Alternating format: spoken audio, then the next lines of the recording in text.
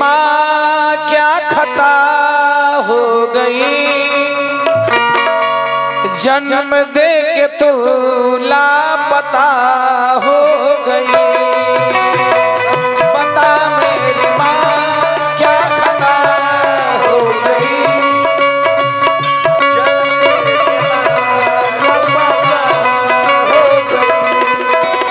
आज हमारे सुनील बाबू दोनों प्राणी आप धन धन हो गए यही बेटी के लिए। कभी कभी आप सुने होंगे कि हॉस्पिटल में वैसी कोई पापनी माँ होती है जो बेड पर अपने बेटी को छोड़ करके और दोनों प्राणी वहां से फरार हो जाते हैं और वो बेटी को कूड़ा करकट में फेंका जाता है। वही बेटी सवाल करती है, बता मेरी माँ क्या खता हो गई, जन्म दे के तू लापता हो गई।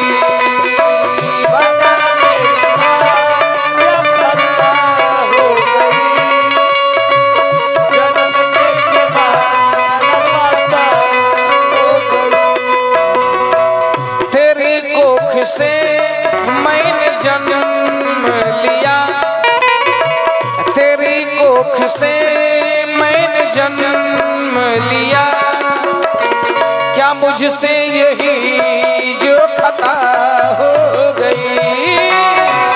बता मेरी माँ क्या खता हो गई,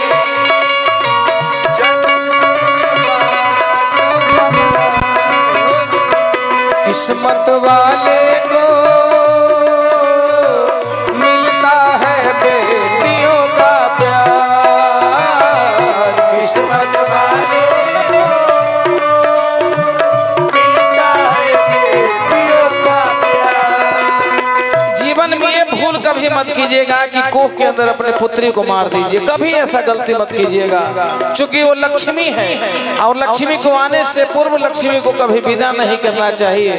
बेटी से घर पवित्र होता है, बेटी से जांग पवित्र होता है, बेटी से दो रिश्ता बनता है और बेटी घर को संभालती है, घर आंगन को बनाती है। इसलिए बता मेरी माँ क्या खता हो गई, जन्म दे के तू लापता हो गई।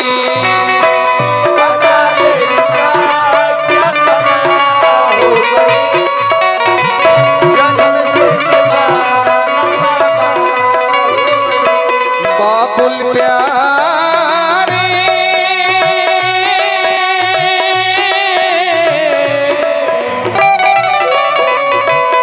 हो, बाबुल प्यारे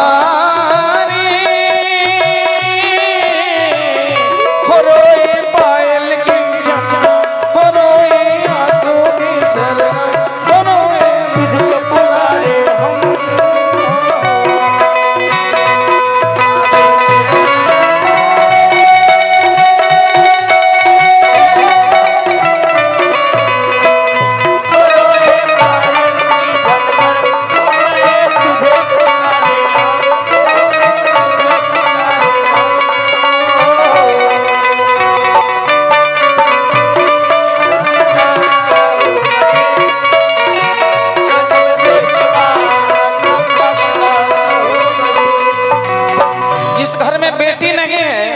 घर घर के लायक नहीं है, ये वेद शास्त्र बताता है, मैं नहीं बताता हूँ। जिस घर में अगर पुत्री नहीं है तो घर घर के लायक नहीं है। जिस घर में बेटी जन्म लेती है उस घर में आदि शक्ति जगदम्बा स्वयं आती है और पूरे परिवार को आशीर्वाद देकर के चलाती है।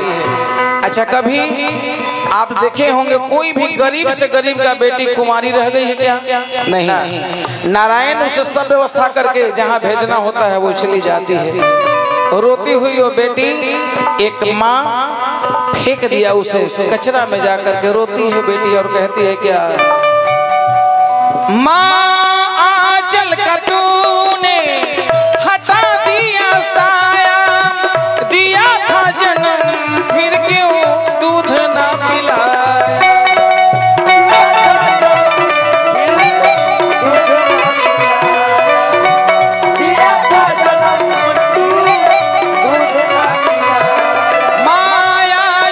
तूने हटा दिया साया, दिया था जन्म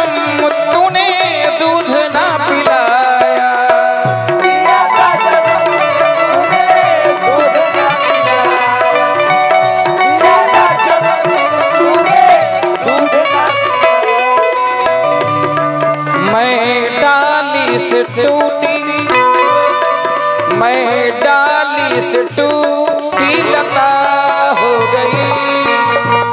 बता मेरी माँ क्या खता हो गई, बता मेरी माँ क्या खता हो गई।